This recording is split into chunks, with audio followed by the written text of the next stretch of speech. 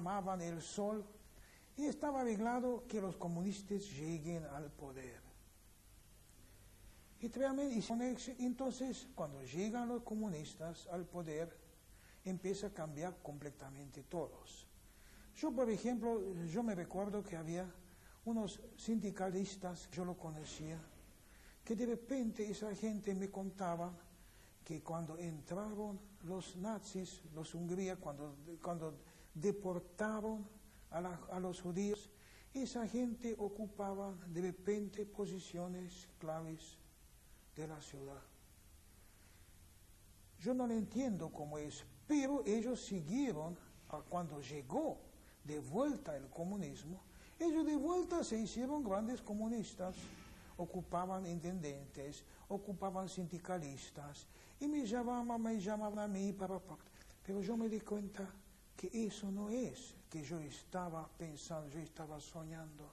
No es así, porque lo vi que en lugar de más o menos cambiar la situación, no, ellos querían estatizar todo. Ellos querían más o menos, en lugar de realmente hacerse una transformación, ellos no hicieron nada. Había nada más que una camarilla que se vivía bien, que tenían los mejores departamentos, casas, que los sacaban de los judíos y estaban vacíos, que ellos se metieron allí adentro. Y también, ya le digo, había un compañero mío que llegó a ser un gran, era inteligentísimo. Y yo me recuerdo que cuando llegó el comunista allí, una vez lo vi y después me di cuenta que ese muchacho tiene convicciones, pero son extremas. Yo cuando hablé de eso, dice que ya va a llegar la era del comunismo, la era de igualdad. De eso no se habló más. Yo único que lo vi, que empezaron a hacer presión, todo sobre las cosas privadas de las fábricas, de negocios, que se han entregado a los comunistas. Y así también a mí, yo me di cuenta que en la fábrica que yo manejaba, si no entrego yo a los comunistas, más tarde va a pasar que ellos quieren que yo les enseñe el manejo de la fábrica, que ellos ponen una gente allí y después voy a terminar deportándose en Rusia, como pasó a mucha gente, muchos míos, que desaparecieron de día a noche, no estaban más.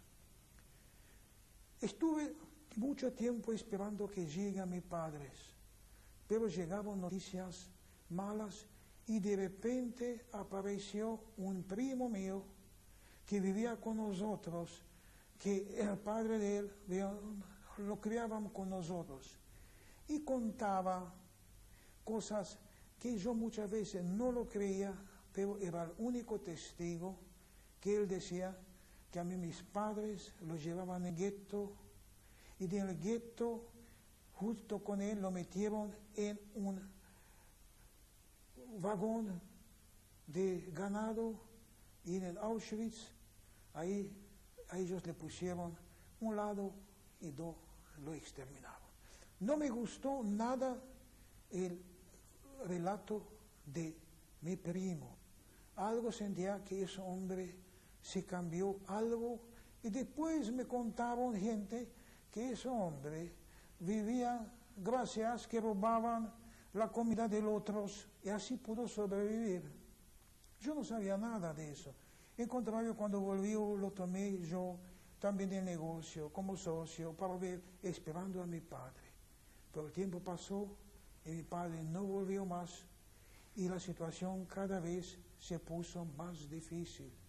Yo lo vi que el comunismo no es comunismo, es una dictadura de algunos, que eso yo sentí que yo no puedo vivir en eso, donde el único que están haciendo nada más que declamando cosas que no son reales, que es pura mentira. Y aquí justamente me encontré, yo me recuerdo en últimos tiempos con ese gran amigo mío, que a su vez se escapó, no sé por qué, Y yo lo conté, que mire, yo no puedo vivir bajo eso. Entonces dice, ¿cómo vos? ¿Qué comunista sos vos? Y tenía miedo que me iba a delatar. Y usted sabe, cuando lo delataba, a usted se lo llevaban. Entonces decidí de irme. No dije nada a nadie. Ya tenía un departamento alquilado, me hice una valijita chiquita, me contacté con gente que hacía contrabando de hombres. Yo pagué algo, $300, pesos. Entonces me dijeron que vaya bien vestido a la estación de trenes con una valija chiquitita y vayan tal y tal pueblo. Así fue. No dije nada a nadie, me fui a la estación, tomé el tren y llegué en un pueblo cerca del norte, entre la frontera de Hungría y Rumania. ¿Cómo se llamaba su primo? Ladislav Fischer. Ladislav Fischer. ¿Él fue junto con sus padres a Auschwitz? Sí, por eso se trata que también ya tenía una historia muy rara. Se trata que él era tenía más edad que yo, 2 años, y nos llevaron en campo de trabajo, y parece que hizo a propósito un accidente y que se le rompió la clavícula de acá. Como te he entendido, lo hizo a propósito, pero con eso lo sacaban del campo de trabajo y lo mandaban en casa, y así llegó en casa. Yo no sabía que estaba en casa. Y él contó después que él fue junto con el gueto con mis padres. ¿El gueto donde estuvieron sus padres, dónde quedaba? Estaba en mismo Cluj, pero en un campo, ya le dije, en campo donde había una fábrica de ladrillos, sin galpones, sin nada. Allí lo dejaban. Y también me contaban que una vecina que vivía en la misma casa que nosotros, una chica, lo mataron a palo porque allí para ir al baño tenía que hacer una cola muy, muy grande y esa chica no soportaba y tuve que hacer su necesidad y hizo en el pie. Entonces los gendarmes, esos malditos gendarmes húngaros con eso famoso pluma de gallo, le dieron una paliza tremenda. Por supuesto, no sé, nunca más volvió, murió. Y también así enteré de muchas cosas. Me enteré, por ejemplo, que los vecinos nuestros, donde había una chica y mujer, una chica y una mujer más o menos, se lo llevaron, y esa gente, por ejemplo, lo llevaron parece en el norte de Alemania, en Danzig, no sé dónde, y se lo llevaban en un barco y lo dieron en el barco todo con esa gente. Así empezaban a venir las noticias que eran para nosotros increíbles, pero no queríamos creer lo que mataron, pero no había nada que hacer y esperé hasta 1947 cuando decidí que yo ya no me quedé, yo no puedo vivir bajo esa presión. Entonces yo decidí que me iba. Cuando usted está en Cluj y reabre su fábrica, ¿usted qué obreros contrata? Mire, había una parte de los obreros que quedaban allí de más edad, que no los llevaban. Se quedaban, por ejemplo, muchos en alrededor de Cluj, porque muchas veces en el ejército húngaro lo ponían a la gente donde estaba cerca de su pueblo. Por ejemplo, uno me contaba que estaba en una batería antiaérea y lo tomé la gente más o menos de antes. ¿Había vuelto a reunirse usted con judíos que habían podido también escaparse? Sí, por ejemplo, me encontré, ya le digo, con ese muchacho que era oculista, que después se fue a Israel, que después me encontré con otra cosa, y también empecé a venir muchos sionistas para hacer, digamos, una propaganda para ir a Israel. Yo tenía muchos de esos, como de esa agrupación que yo tenía de sionistas, muchos se fueron a Israel. Entonces yo también pensé de irme en Israel, pero, ¿cómo lo puedo decir a usted? Yo vi tantas cosas de la guerra, y justamente esta plena guerra, no quise ir, pero esa decisión no tomé entonces, tomé recién cuando estuve en Italia. Cuando usted está en Cluj, aparte de reabrir su fábrica, ¿qué otras actividades realiza usted? Mire, yo fui más o menos en conferencias que vinieron de Israel. Vinieron también de Israel gente, que una chica que yo lo conocí hace mucho tiempo, y me estaban contando que qué pasa en Israel, que cómo es.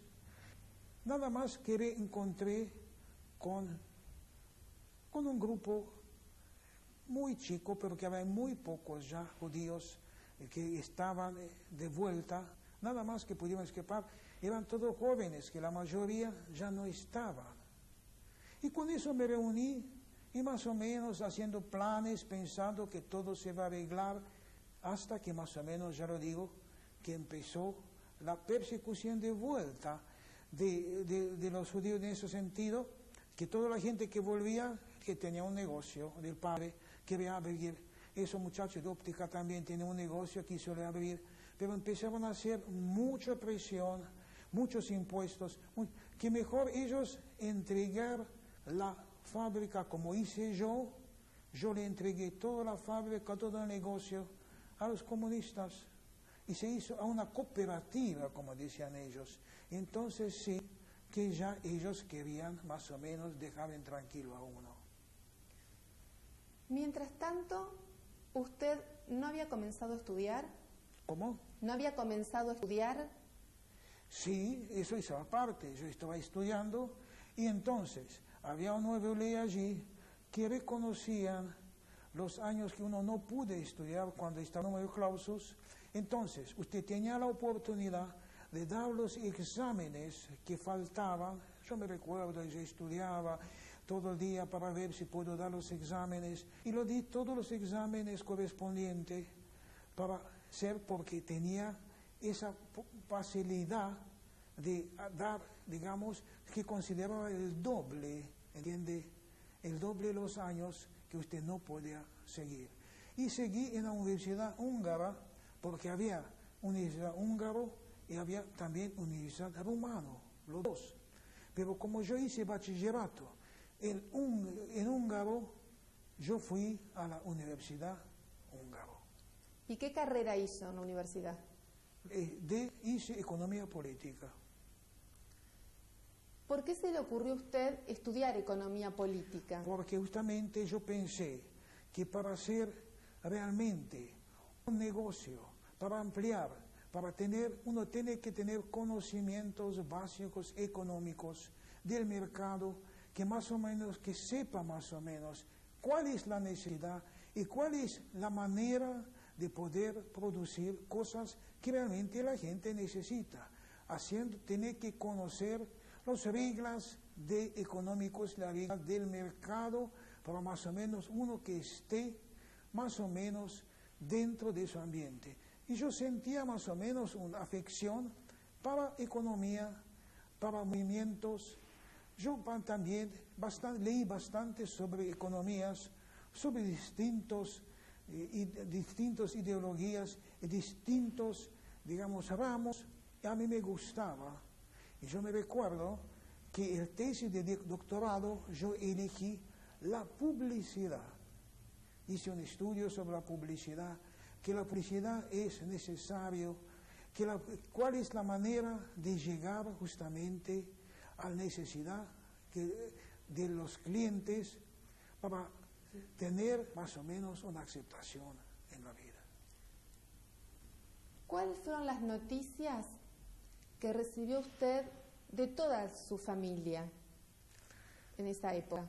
Mire, recibí que todos mis tíos que quedaron en Hungría murieron, fueron deportados.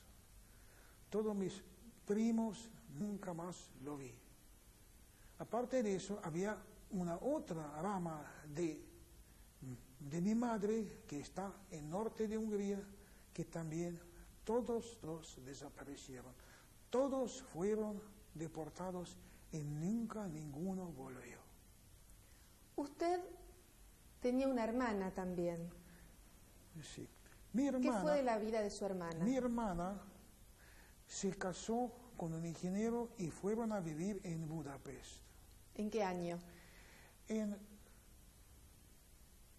se casó en 39, estaba un ingeniero de fundición, y cuando se anexó Transilvania con Hungría, ellos se fueron a Budapest vivir, vivían allí en Budapest.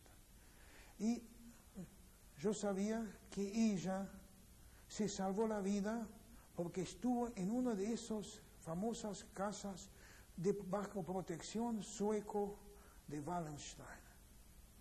Hasta que más o menos los nazis, los alemanes ya no desconocieron la protección, pero ella se salvó. ¿Y cuándo se reencuentra usted? ¿Cómo? ¿Cuándo se reencuentra con su hermana? Yo me encuentro con mi hermano cuando yo en principio de 48 me escapo de Rumania, irme a Hungría, porque se trata que los rumanos cerraban la frontera y no dejaban salir a nadie a Hungría. ¿Por qué no dejaban salir? Porque ya era un sistema comunista que no daba ni pasaporte, no dejaban salir a los pueblos, a la gente. No dejaban salir a nadie. No dejaban salir a nadie. ¿Y usted logra escaparse? Yo logro escaparme, sí, ya le dije que fui a la frontera, allí esperaban, es el día cuando dijeron que podemos, era en pleno verano, pleno invierno, pasamos por un campo con nieve, escoltado por soldados romanos que nos llevaban, porque ellos dijeron, llevan como, dicen, si llega una inspección, pueden decir que nos arrestaron. Por supuesto que esa gente estaban pagados, pero escoltaban, ellos querían más o menos cubrirse. Nos llevaban a la frontera y dijeron, mire, váyase que al otro lado está Hungría. Y nosotros, era muy peligroso, porque esa gente, como estaban allí solo, podía haber matado, como pasó muchas veces, que para matar a unos, para sacar poco valijas que llevaba, pero tuvimos suerte, así llegué en el lado húngaro, y allí después pudo llegar a Budapest, donde vivía mi hermana. Cuando se reencuentra con su hermana, ¿qué le cuenta ella de lo que había pasado durante la guerra? Bien, ella dice que era tremendo, que todo que pasó allí, que tuvieron suerte, que pudieron entrar en la casa protegida hasta que vinieron los nazis. Entonces ella empezó a esconderse hasta que más o menos pudieron entrar los rusos. Y cuando los rusos entraron, entonces ella volvió a su departamento y allí lo encontré a ella. ¿Qué hace usted en Budapest? En Budapest yo estoy buscando la manera de seguirme yo de allí. Pero, entre tanto, fui a un curso acelerado para terminar, para especializar más en dibujo de detalles de la fabricación y de la perspectiva de los muebles. Estoy buscando de conseguirme un pasaporte para salir de allí, para irme de allí. Y conseguí que los húngaros me dieron un pasaporte, porque se trata que a pesar que yo nací en Rumania, ellos consideraban todavía Transilvania como húngaro y me dieron un pasaporte de emigración. Con ese pasaporte, que tardó más o menos 6 meses de conseguir, pude tomar el tren que yo nunca pensé que voy a poder irme, y de allí salí para Italia y fui hasta Roma. Usted, cuando entrega la fábrica al régimen comunista y forman esta cooperativa que usted comentó, ¿cuál era su situación económica? Mire, a mí me nombraron como director de la fábrica, Por supuesto que ellos no sabían manejarlo, y yo sabía perfectamente que yo estoy hasta allí, hasta que lo enseño otro, que después me lo saca. Mi situación económica era equilibrado, no ganaba ni mucho ni más, y yo pensé realmente, con la plata yo podría reconstruir la fábrica que estaba bombardeada. Hice también algunos arreglos, pero no tenía plata, digamos, guardado, porque esos joyas que mi padre me contó cuando vino que estaban escondidos, eso ya lo robaron con toda seguridad. Mi pobre padre lo denunció a los policías y se lo llevó. ¿Qué joyas no comentó usted? ¿Cómo? ¿De qué joyas hablaba? Porque ya lo digo, que a mi padre cuando lo llevaron en gueto, los gendarmes empezaron a torturar, que diga dónde lo escondió las joyas. Y a mí me dijo que las joyas estaban escondidas bajo una pila de madera, qué sé yo cuánto. Se ve, cuando yo volví, yo aquí buscando no estaba más. Se trata que con toda seguridad a mi padre, antes que lo maten, lo habría dijo dónde está. ¿Usted cuando se va de Cluj puede llevar dinero? No.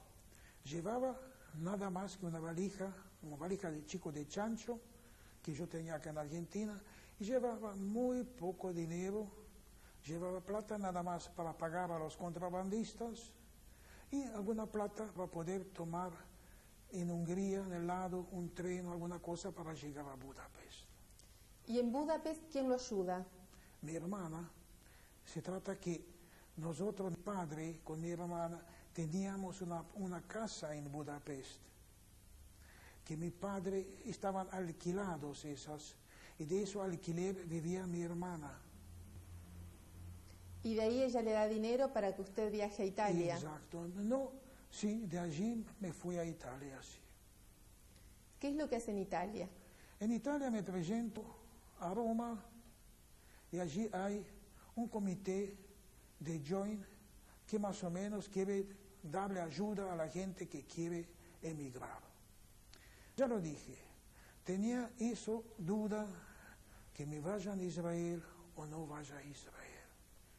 Decidí no ir a Israel porque pasé tanto cosas. Yo digo, mire, ¿qué puedo hacer? ¿Me meto dentro de eso?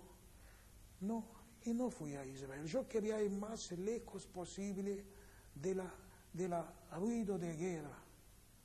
Más todavía en ese momento en Italia empezaron a hacer los famosos huelgas.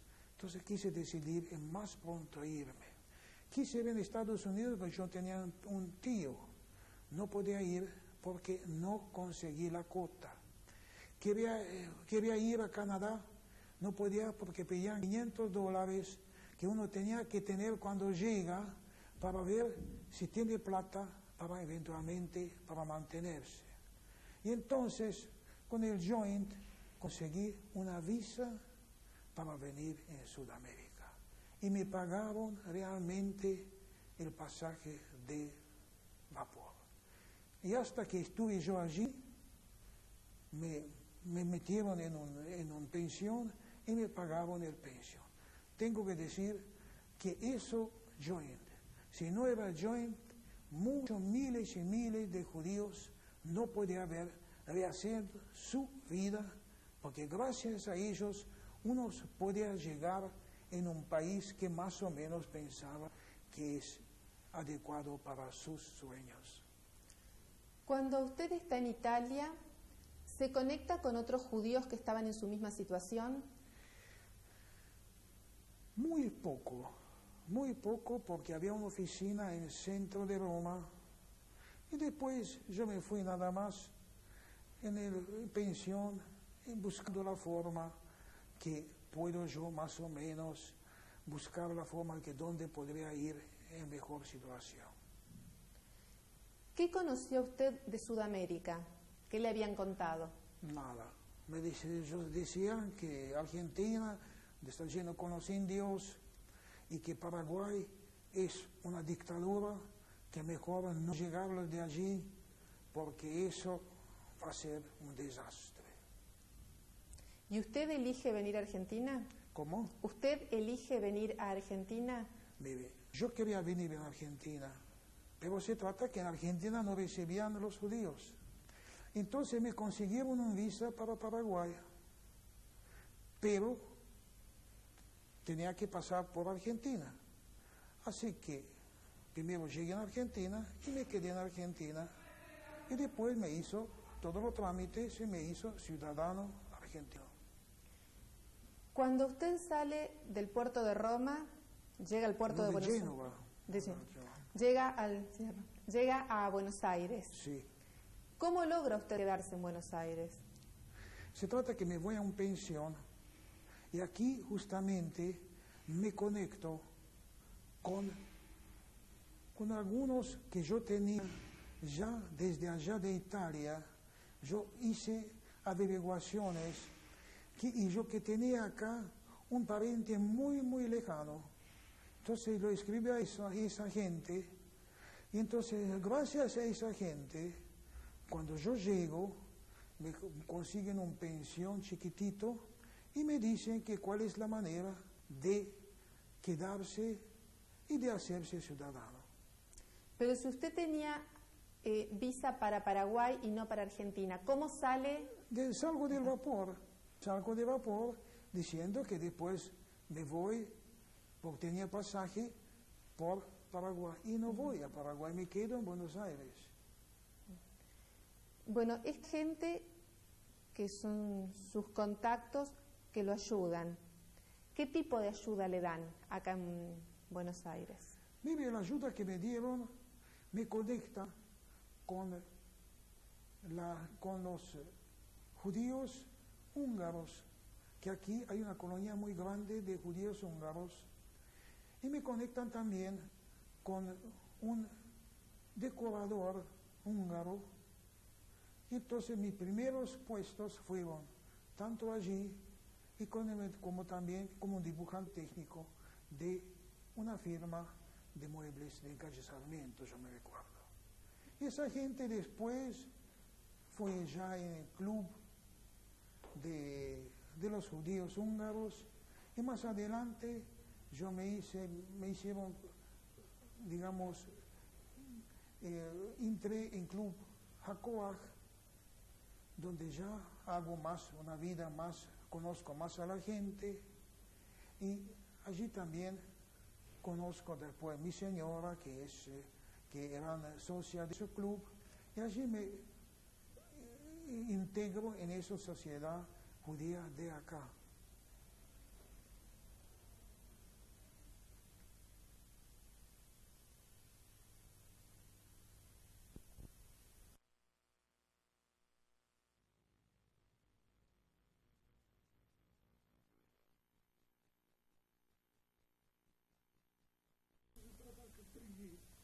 Я запомнил слова моей матери. Я уехал, хотел говорить отсюда, и еще она пела песню, такое, что я помню, говорит, Schwestern, Brüder, Подъяна, и Вильнюс, Клюв, Мемфин, Цинаев. Значит, она просила, чтобы нас забрали оттуда, но как было прощаться. Не было того, только тогда, когда появилась страна Израиль, тогда нам было куда ехать, было куда выйти, было куда выбраться за Янус Затаев, через океан. Вот это то воспитание, которое мама мне давала с детства, я знал, что бы ни случилось, я должен